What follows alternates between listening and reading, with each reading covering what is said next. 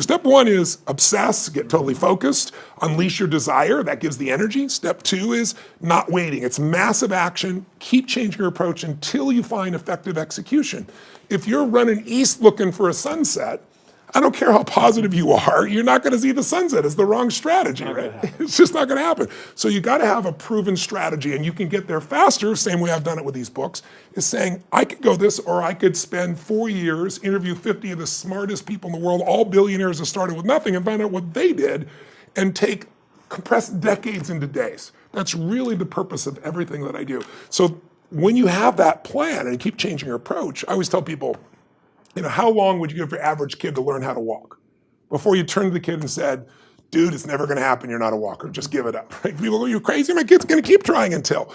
Well, that's really step two. You keep changing your approach until you find it. And then the third step to achievement really is, as simple as it may sound, if you're obsessed, you know what you want, you're taking massive action, maybe you modeled somebody, figure out the right action so you get there quicker, and you're executing, you still need a little grace.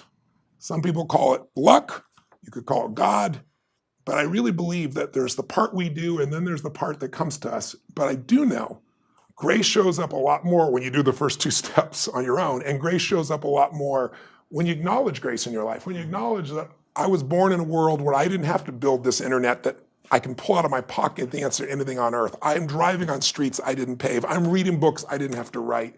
That's the gift of our lives. And I think when we experience that grace, we don't just experience more achievement, but we start to experience more fulfillment. And grace not only affects your ability to get there, but it affects what you do and how you live once you are there. It really determines the quality of your life, because unless you live in a state of gratitude, I did an interview with Sir John Templeton, who, as you know, is one of the first billionaire investors and just a brilliant man. He came from nothing, and he donated, I think it was $750, they still do it, the Templeton Fund, I think it's $750 million a year. It's bigger than the Nobel Fund that he donates. And one day I asked him, I said, what is the secret to wealth? And he looked at me, paused, this big smile, and his eyes got really bright, like they always did. And he said, Tony, it's what you teach. I said, well, I teach a lot of things, which thing? And he said, gratitude. He said, because you and I, Tony, know billionaires that are miserable, and it's because they're not grateful for what they have. And we both know people have no money, seemingly, but they're so grateful for their health, for their husband, for their wife, for their children. They're so grateful to God. They're so grateful for their life that they're rich.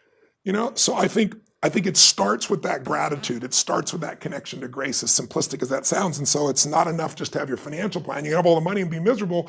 Let's have the money and be really rich emotionally, psychologically, and spiritually.